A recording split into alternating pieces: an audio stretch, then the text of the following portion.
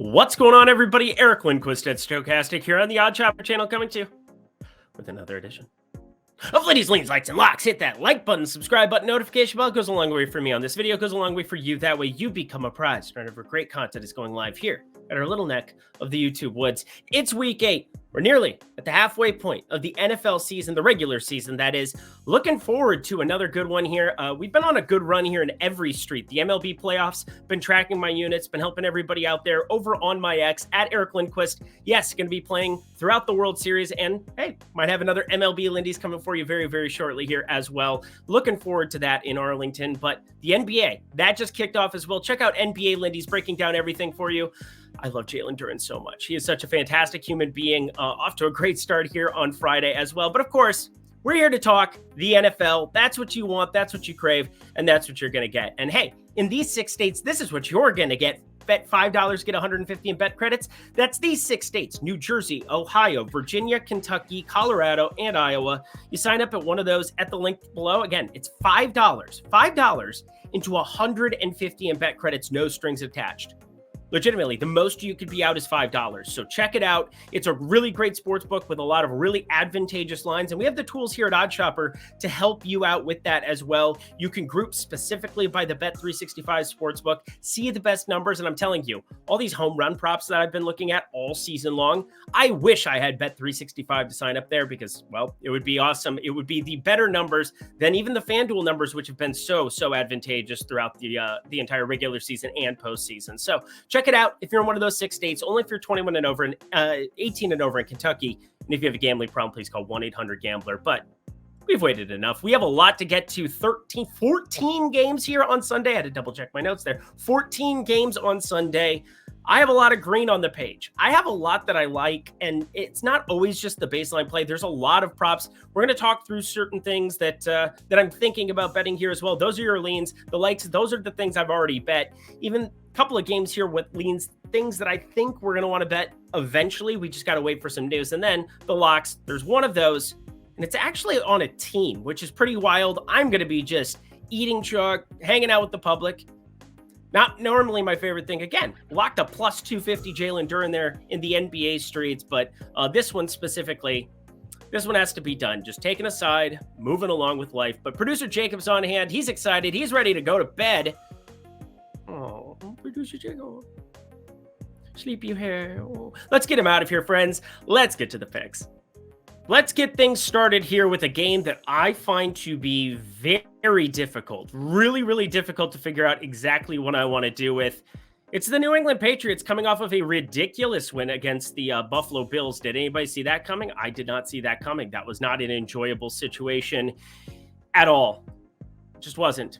And Miami, every time they play like a really good team, things don't go well. So I'm trying to figure out what the identity is, and they better figure it out quick because they're going to be playing over across the pond against the Kansas City Chiefs. That's going to be ridiculous. Obviously, still Devon Achane, their standout dynamic rookies, had a couple ridiculous games once he got acclimated and put into the rotation there. Continues to be out here, and the big news was Raheem Mostert. Was he going to play? Was he not? That was the thing I was paying attention to from a fantasy perspective, from a betting perspective. Sure enough, locked and loaded, good to go here as they host New England. And well, they embarrassed New England last time out, and there's a lot of teams that have gone out and embarrassed New England throughout the course of this season. But as I said before, Mac Jones, his most competent, I was going to say confident, but I guess that too, competent game he's had of the season against Buffalo, put up 272 yards through the air, which isn't, like outrageous, but that was his highest allotment since week 1 against Philly, where they spent the entire game in come from behind mode. But most impressively to me, he completed 83.3% of the passes, had a 126.7 quarterback rating. I'm just saying, I don't think that this is going to be something that sustains, but it's at least something you have to pay attention to. And, well, Miami's defense still continues to be a question mark for me. I think that's going to be the thing that just leads me to figuring out exactly what their potential is come the postseason. They still need to get pieces back. I mean, it's just, we'll see. In that spirit, I like the over 47 here because Miami with Raheem Mostert there, Jeff Wilson sounds like he's going to get rotated in here. And then Tyreek Hill had to make sure he was off the injury report, and sure enough, no injury designation entering Sunday after Wednesday was limited. Thursday, just no, you never really know, but it seems like he was going to play. And yeah, now he's completely off the injury report. I think this is offense on both sides, even though New England, they're 9.5-point dogs. And Mac Jones, do I think he's as good as what he played out last week? No. But a pulse is really all I need with Miami's offense here against a bad defense, missing its best cornerback in Christian Gonzalez for the season. So over 47, pretty simple way to get the card started. We go from the over of a total that's pretty high there at 47 to, oh my God, is this seriously my best bet in this game? I can't tell you. There's no way, but it is. The New York Football Jets taking on the New York Football Giants. And speaking of quarterbacks that are starting to look a little bit more competent, a la Mac Jones, Zach Wilson. One had a lot more draft equity than the other, so we'll just, I guess New England wins that round. Nobody's winning this round. Nobody's winning between these two. But Zach Wilson, 4 touchdowns, 5 picks now on the season. And, well, that Philadelphia W was ridiculous. The Denver W was kind of ridiculous. In Kansas City, that's where it really changed for him. He started to get a little bit more comfortable in the pocket, ended up outperforming Patrick Mahomes straight up, which is not something that I ever anticipated saying ever about Zach Wilson. But yeah, in one game sample sizes, lots of things are possible in the National Football Association, and somehow that was one of them. Again, it's weird. It's weird. Patrick Mahomes, it's going to be the GOAT, so it's whatever. But Zach Wilson, friends, he's still not it. Still not it. You got Dalvin Cook now saying that he's unhappy and wants to get the heck up out of there. I don't know. Aaron Rodgers, when are we going to see him, considering he's not just going on the radio and telling everybody that he's doing pretty well, but like walking around and throwing a football and hanging out with the Jets here again. And well, he doesn't really have to go anywhere, except for I know he's been doing training out in California, then he'll go back and hang out, whatever. We're looking at the Giants here on the other end, starting Tyrod Taylor for a second straight week. And, well, maybe that's an improvement over what we've seen from Daniel Jones. But yeah, he came in relief here, third straight week, but he came in relief in week 5. Week 6 against Buffalo, decent outing. They came inches away with the Saquon Barkley last-second opportunity there. And then week 7, they end up putting the W up pretty convincingly. That was a nice win here on the card for us, +3 on that side of it with the Giants. But, yeah, didn't even need the points. I really hate this football game. I think a lot of people do, and it's going to be disgusting if I actually end up pulling the trigger on it. But the thing that grades out the highest, under of 35.5. Oh my lordy. I mean, this is just too defensively. I mean, the Giants are not defensively sound, don't get me wrong, but the Jets really are. But offensively, who do you trust? What do you look at here on either side of the football and say, yeah, I want to back that to put up points? And then the numbers in the prop market are so damn low, you can't even short those. So under 35.5, the only thing that stands out here, definitely the least appealing football game, not just to watch, but to bet on the entire slate. Last game of like uncertainty before we hit it rolling here on the last 11, Jacksonville, Pittsburgh. Ironically enough, these are two teams that we've backed a lot individually of late. Jacksonville started overseas, getting better than +200. Nice W there against the Bills. Coming back over, locked them in, locked aside. Again, these sides, I've started to find a little bit more value by betting early. Again, Jacksonville, they opened at 1.5. I almost pulled the trigger on it. It's since moved to 2.5, mainly because do people trust Kenny Pickett? I don't think they trust Kenny Pickett, but I don't know if a point is enough inside of a key number like 3 for me to want to pull the trigger on this one, considering Pittsburgh's defense. We'd back them. It felt really, really good to convert that one against the Rams. Not that the Rams didn't play well, but you got just enough from Pickett and company. Nice to get Deontay Johnson back into the mix. Think that if he's going to catch footballs, my friend, producer Jacob down there, who is a Celtics-Steelers fan, what a combination. You're a miss. We got to have a conversation one day. Can I just fall in love with one place like Minnesota sports? It'll go so well for you. I hate everything.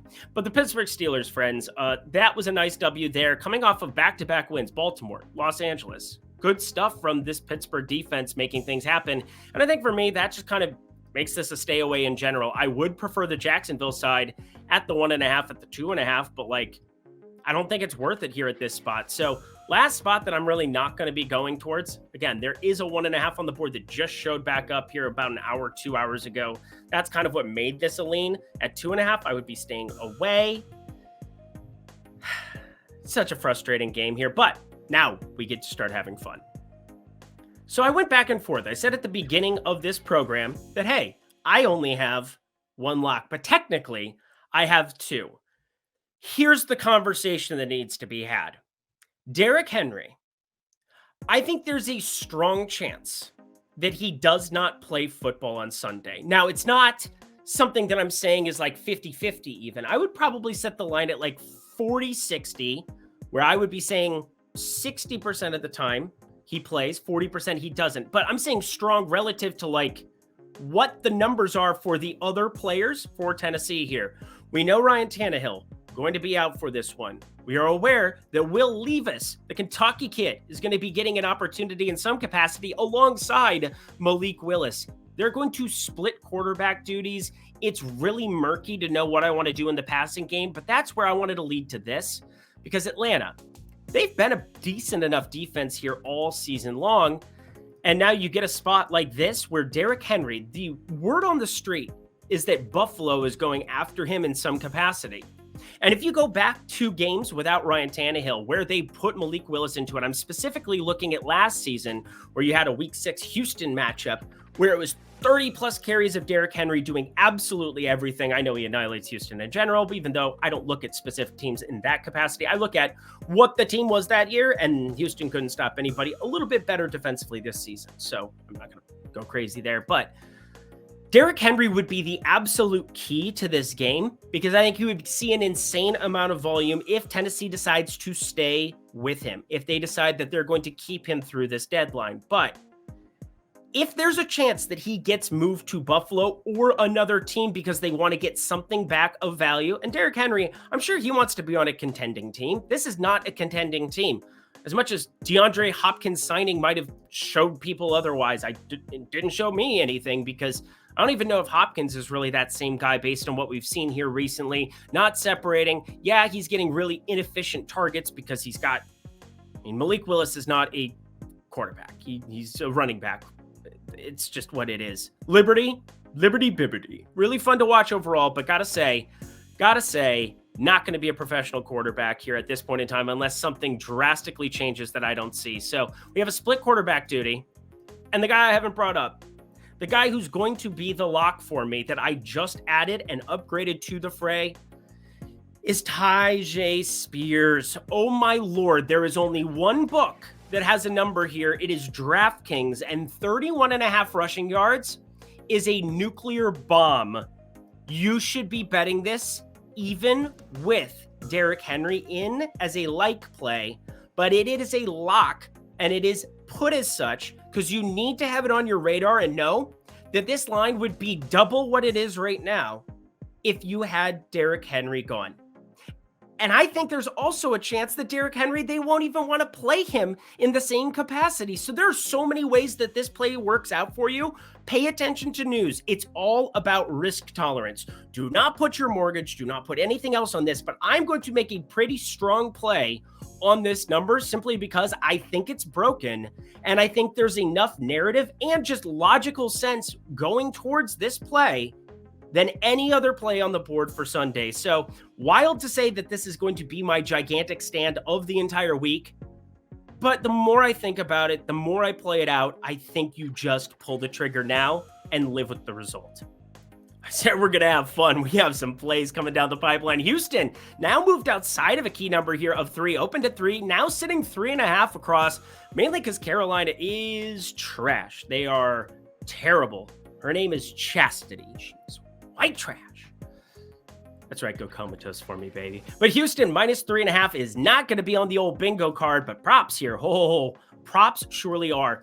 Now, there's a couple of weird things where the offensive coordinator here for Carolina, don't even remember his name at the moment, but he's going to be taking over play calling duties from Frank Reich, which one makes me a little bit on high alert for Adam Thielen. If you got him in fantasy, there are ways that this doesn't work out in the long term, not just because, again, they've invested in Adam Thielen here at this point in time. Don't think he's moving anywhere anytime soon on this bad team. A lot of other pieces could be in play for it, but I could see him try to develop Mingo, him try to develop some of these other young wide receivers in what is just officially a lost season.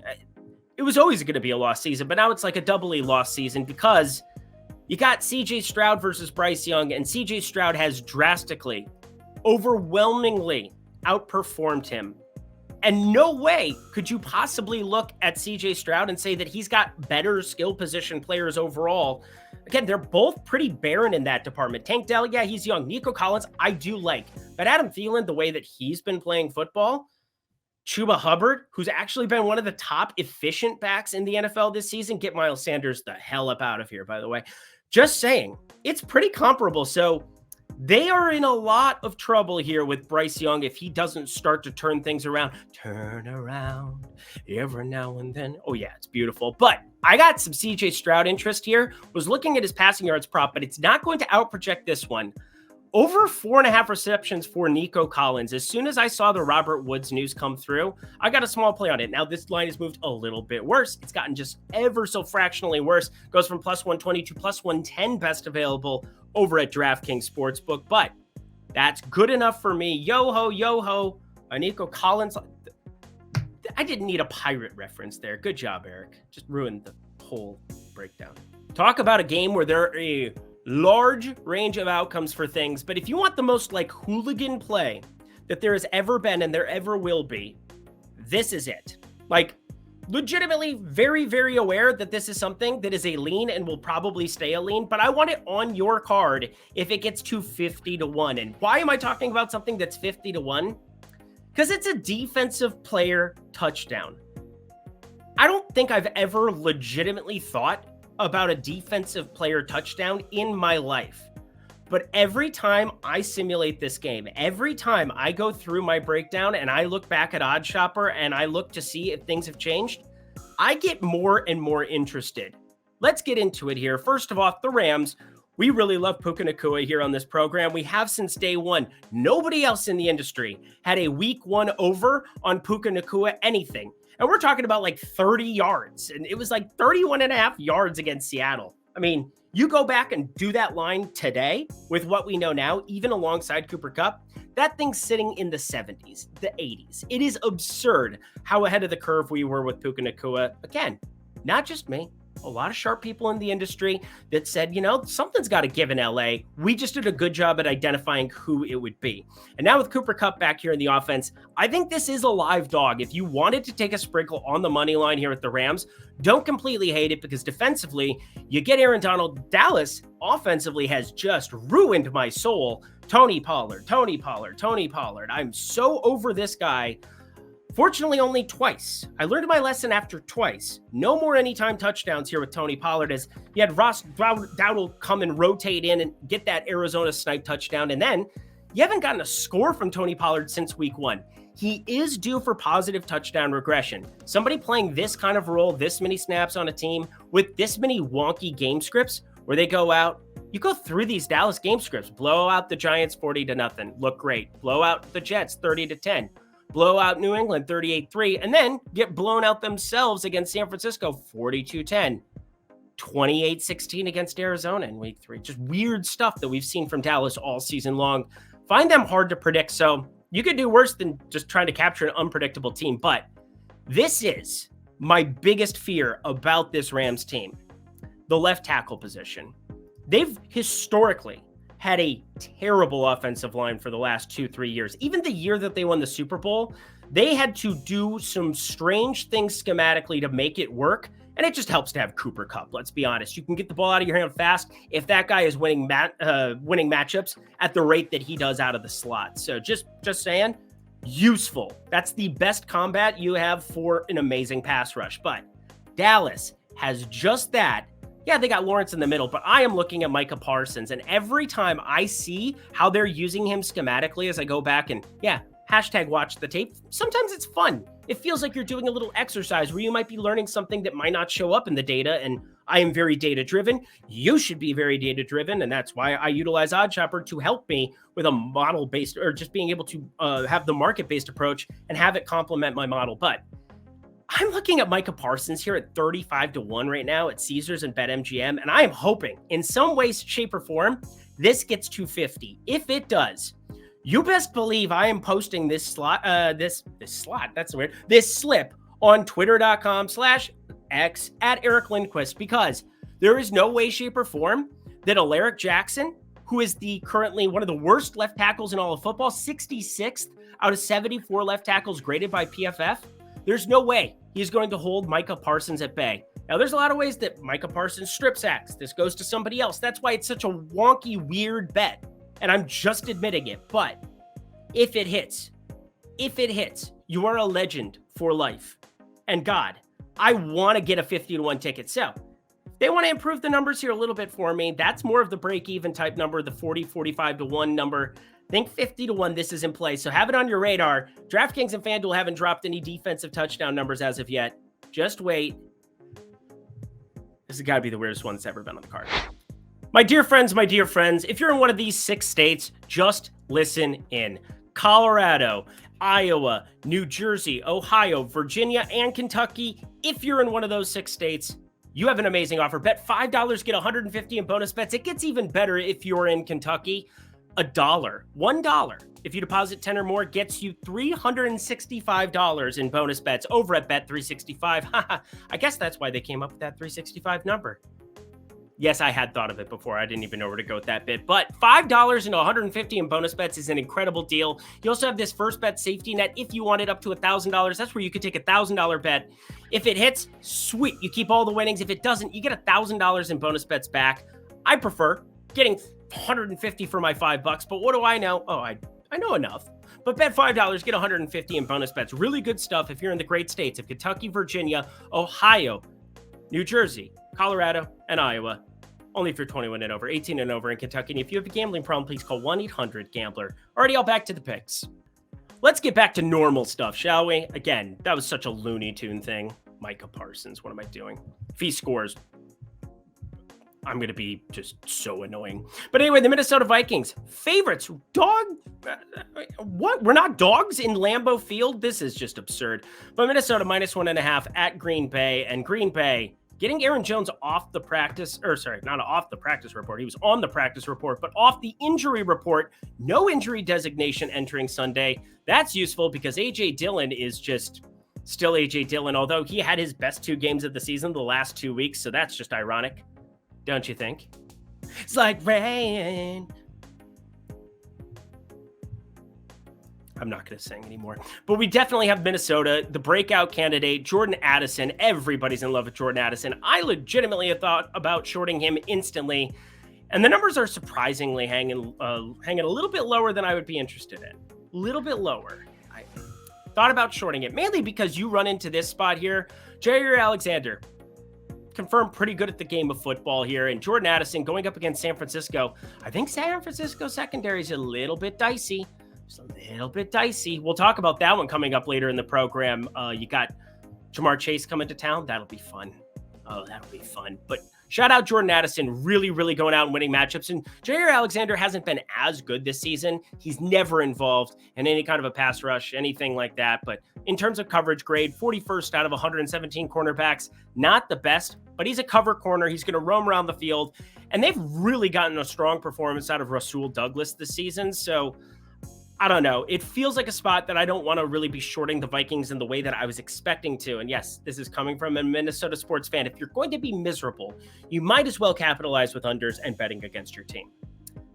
But I'm going to bet for my team. And here is why. I think Green Bay defensively has no answer whatsoever for the tight end position. I think TJ Hawkinson off the practice report here and having a left tackle in Christian Darrisaw, who has changed the entire complexion of our team offensively, giving Kirk Cousins time in the pocket.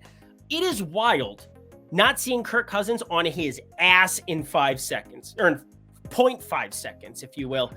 I haven't seen left tackle play from somebody in Minnesota quite like Darrisaw in my lifetime. And I have watched a lot of Minnesota Vikings football. Brian O'Neill at the right tackle position, also making things work. And we knew Garrett Bradbury was going to be pretty decent there at center. He continues to be pretty decent here throughout this season. Kirk Cousins, you give any competent quarterback time back there, they're going to look good. And Kirk Cousins, I think that's been the main thing, is Darisaw is awesome. The number 1 graded left tackle in the NFL right now in PFF grading. Never thought I would see that in my lifetime. So offensively, adding just enough. And defensively, you get to go up against a team that has Jordan Love throwing absolute noodles. Christian Watson still not looking all that good. Not a very good route runner. He has burning speed. He can go over the top, but you kind of need Aaron Rodgers to be able to make some of those throws, it would appear. I'm not going to say that it's a problem, but I thought Jordan Love was actually looking pretty decent through the first couple of weeks, and a lot of advanced analytics were kind of pointing you in the other direction. Again, the eye test, not nearly as good as just paying attention to things like average depth of target, what you're doing, and who you're identifying there in the red zone. Although I thought about Jordan Reed, Romeo Doubs maybe putting a little sprinkle there because I still hate the Minnesota Vikings secondary. But I digress. Minnesota Vikings money line comes in as the play and as the fire up here. -110, standard juice there, but it's a 6-cent difference betting it at Caesars compared to FanDuel Sportsbook right now. That is why you want, need, and should have OddsShopper, because OddsShopper, it's one of the only money lines that actually showed up with positive EV early on in the week. The New Orleans Saints taking on the Indianapolis Colts. We've been backing the Colts a lot of late. I've thought about it here, especially after Captain Checkdown himself, Derek Carr, Alvin Kamara. Peg him in for another 15 targets or whatever the hell we're going to see here in this one. Real fun brand of football from Derek Carr, but we're looking at the Colts here hosting them, and the Colts have had a lot better offensive line play than what I was expecting this season. Like to really go in depth on who is giving their quarterbacks time here, who is not, and it would appear that even though Anthony Richardson, somebody who can make things happen with his legs, make things move in the pocket, Ryan Kelly at center has been an absolute stud. The number 1 grade, who go from the number 1 in Darisaw on the left tackle position to the number 1 rated center in all of PFF grading in Ryan Kelly there for the Colts. He is definitely the linchpin, the guy who brings everybody together. You have a solid center who can help you get things going in the right direction, and you run over to Raymond over on the left tackle side. They've had some success running the football all season long, and part of that is Zach Moss really holding down the fort while Jonathan Taylor figured out his contract stuff, got paid, and now you're seeing JT come and emerge to the top. Now, Gardner Minshew, he's somebody that I think is one of the better backups in the NFL. Hasn't been playing like it. 34th and 30 out of 35 graded quarterbacks thus this season in PFF grading. Went through a couple of his specific numbers as far as how he is utilizing and targeting Michael Pittman. We're not going back to the well here anymore because he likes the slot. Josh Downs, if you got him, you have a keeper for the rest of the season because it's all Gardner Minshew. There is no other option for the Colts. Maybe they're a really dark horse contender to go and try to snag Kirk Cousins, somebody who would fit very nicely in this offense. Michael Pittman has an alpha on the outside, gets a guy in the slot, and Josh Downs, who's winning a lot of those matchups. And well, he's going to have Marshawn Lattimore more than likely in a lot of these spots. You're going to get a Debo out on Pittman. You're going to need the bigger body, 6'1" for Paulson Adebo there. But I am feeling very, very, very, very trepidatious about this game in general because Derek Carr, question marks himself. Gardner Minshew, question marks there. Thought about a Jonathan Taylor rushing prop where maybe the split goes to like 65-35, 75-25 sooner rather than later. But I, friends, am going to stay away from this game entirely. The money line here, that's what I'm looking at for Indy. Just a lean. We move on to the main event of the evening. I'm not even going to try to Bruce Buffer it. My chest hurts. But we got the Philadelphia Eagles, the Washington Commanders, 7.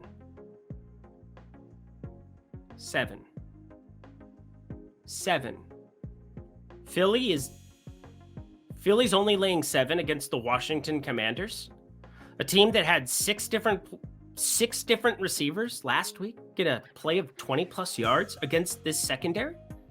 The same Philadelphia Eagles that are guaranteed to get every 3rd and 4th and 2 until they change the rules about the tush push / brotherly shove next season. The same team that has A.J. Brown, who's had 5 straight games of 125 yards and getting targeted at a ridiculous clip and looks like a Greek god. The same Philadelphia Eagles who are starting to figure things out defensively and put a lot of pressure on Washington. The same Philadelphia Eagles that will not underrate Washington coming into this football game, which I know is ancillary information, but if you would bet this earlier in the week, 5.5, I didn't see that immediately, and it was gone. Like, See ya. Never to be found again.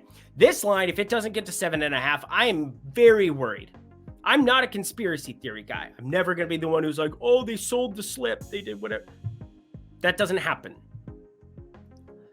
I might have to if this gets to 7.5, 8, and we have Philadelphia lay an absolute egg here against Washington. There is no way this line shouldn't be 8.5, 9, 9.5. And I know Eric Bieniemy, he's starting to get some things out of Sam Howell from time to time, but Sam Howell, the guy is an absolute problem when it comes to taking sacks. I don't know what his deal is, why he can't be more fleet of foot. We're starting to see a little bit of rapport he has with Terry McLaurin, but last week, 22 for 42 against the Giants? What? This Philadelphia line is just absurd. Philly -7 is... I couldn't like a spread more. Actually, that's not true. I could not have loved Jacksonville going against the public there against New Orleans more than I did last week. But the exact opposite is true. Philadelphia -7 is just asinine. If you had gotten 5.5, congratulations. Collect your Sklansky bucks. You are a genius. I wish I had gotten in on that. But at 7, don't care. Fire it to the moon. This one is so easy. It's not even funny. Best offensive line in football. Absolutely all the playmakers. Devonta Smith will get into the mix eventually. Dallas Goedert, low ADOT, but making plays, all yak yards after the catch. You've got defensive players starting to emerge, and this matchup is just tasty. Washington gets torched at home. Enjoy that one. And yeah, it sucks backing something that like 80% of tickets are already on. The Cleveland Browns taking on the Seattle Seahawks. And yeah, opened at 2. It's since moved to 3.5 because Cleveland's defense, it doesn't matter what your name is. If it's PJ Walker, if it's Dorian, well, it does matter if it's DTR because he did not play well. But it doesn't matter if it's Deshaun Watson. This defense just goes out and makes plays. And it's going to be PJ Walker, obviously, for this matchup. No touchdown passes, 3 interceptions. Why wouldn't he be 2-0 on the season? What are we doing here?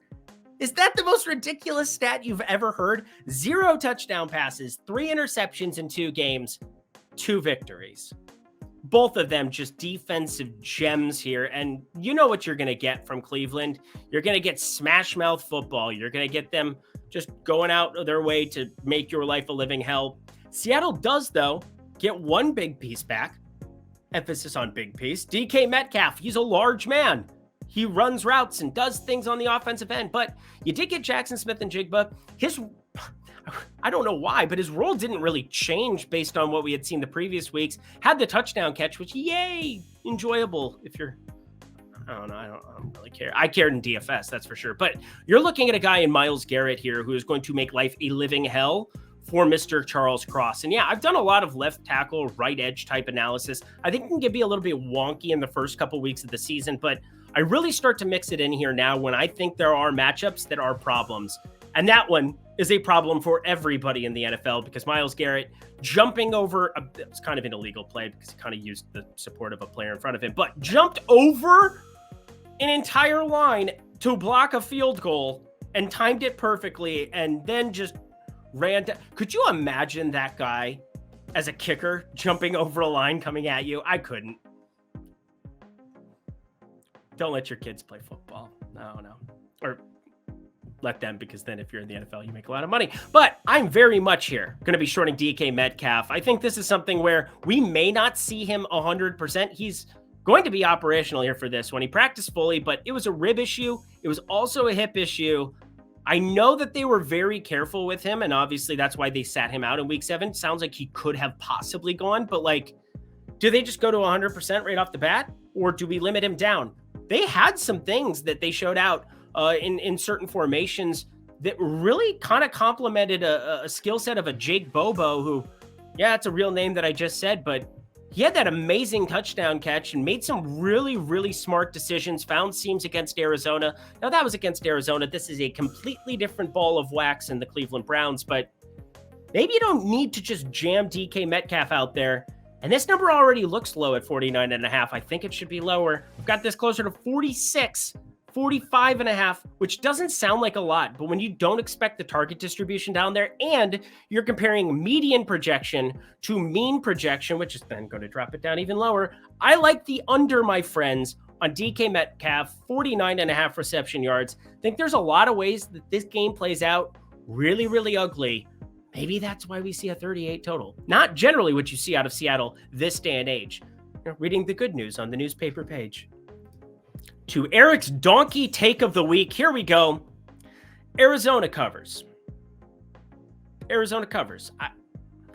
This number has moved a lot. 7.5 at open. Generally what happens is that the public falls in love with a performance from the week before, and there is no doubt Lamar Jackson was the star quarterback of week 7. He torched the Lions. He made the Lions his you-know-what. And it was really fun to go back and watch his performance because some of the reads that he was making, this is a guy who has progressed so much as a passer. And you want to know why he sat around and waited to get paid? It's performances like that where he can do things that other quarterbacks just can't. 155.8 quarterback rating. You know what he can add on the ground, but only had to utilize it 9 times. 9 rushes for 36 yards, only 4 yards per carry. That was his second worst performance of the season in that regard. Still had the rushing touchdown, still had a fumble and lost it, but 21 for 27 with a 13.2 average yardage on a catch.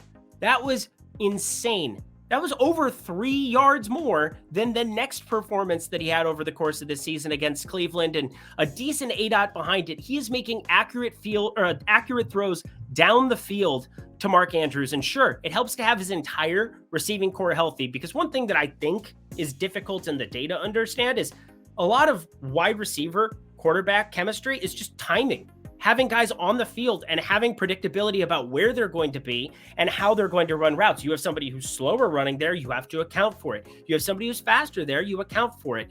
You get somebody like Nelson Aguilar, who did not work out in Philadelphia. I know Philly fans are hearing his name and they're just immediately like, stop.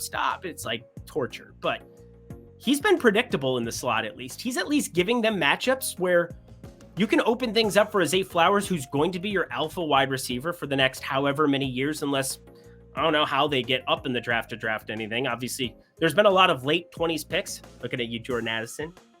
Looking at you, Justin Jefferson. We've ran pretty good in the wide receiver category here for the Minnesota Vikings. But Zay Flowers, no doubt that he's been really, really nice, and 46-yard catch really kind of helped in terms of that average depth of target. But we are looking here at an Arizona spot that I think this game turns into a slog fest with Gus Edwards and Justice Hill running over and over into the back of Arizona, and them knowing that they don't have to do a whole hell of a lot, considering James Conner is still on the IR, and him gone is the difference between this Arizona team just being able to run the football against Dallas like they did and kind of sit on some of those games, and now having to put guys like DeMercado, Keontae Ingram, and Tony Jones Jr. into some kind of duty, although Tony Jones, not good. So he's going to be out of town there. Damian Williams, he did get mixed in week 6 and 7 instead of him. So again, it's diluted there behind James Conner. James Conner, please get back. I need you on my dynasty team. But friends, when the public does something like this and moves it 7.5 to 10 with no pending news other than the Kyler Murray, does he or doesn't he play? Kyler Murray wasn't worth 2.5 points to this line based on any sample size we've seen for the last 2 years. Did he have dynamic moments with DeAndre Hopkins? Sure, but I don't see DeAndre Hopkins out there. I see Marquise Brown. I see Zach Ertz on the IR, Trey McBride season perhaps for some of you guys, but not for me. Not for me. I just think, though, that Baltimore doesn't put the gas down, and you give me 10, you give me a key number here, and you get to 10, I have to take it. Arizona plus 10.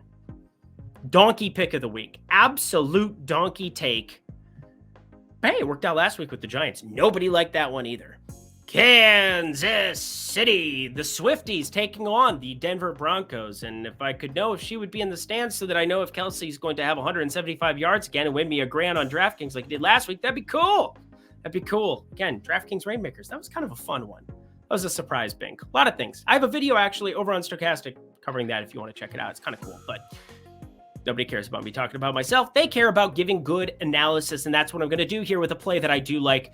Patrick Mahomes. He's very, very good at football. In fact, one of the reasons that I was able to get the job that I have is just coming out of college, Patrick Mahomes, had a tweet on deck, basically said Patrick Mahomes, if he stays healthy, it was a little bit facetious, but if Patrick Mahomes stays healthy, he will retire the greatest quarterback in the history of football. It was a little bit of a joke, but there was no doubt that there were times where he was throwing absolute lasers in college. It's continued into the pro game, continue to back him, continue to love him. One of my favorite players in all of the NFL, like I'm sure he is for a lot of people. I bet he annoys you to some extent. His brother annoys me to a lot of an extent. And now, well, it's a whole nother world with his wife and Taylor Swift every weekend taking over football coverage.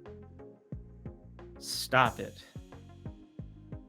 Anyway, we've got the Kansas City Chiefs here taking on the Denver Broncos, divisional rival here. And this line, it's trickled on down. 8.5 at open, trickled on down to 7. And why would that be the case? Well, Denver's starting to play more confident football. And this is something that Lofty pointed out to me on the matchup show on Thursday over at Stokastic on the YouTube channel there. But I think he's dead on. This Denver defense has started to get the pieces together. We all think about Sean Payton as somebody who's going to go out and call offensive plays. And yeah, a lot of the onus of winning football games is going to be on Russell Wilson. That's not a confident thing to say. Javonte Williams, though, starting to get healthier, mixed in 15 carries there, 4 targets, 19 opportunities is nice for a skilled back. The level of a Javonte Williams, because before his torn ACL and before his knee fell apart there last year, he was going to rip up the NFL in that first season. But now, defensively, getting the pieces there for Denver.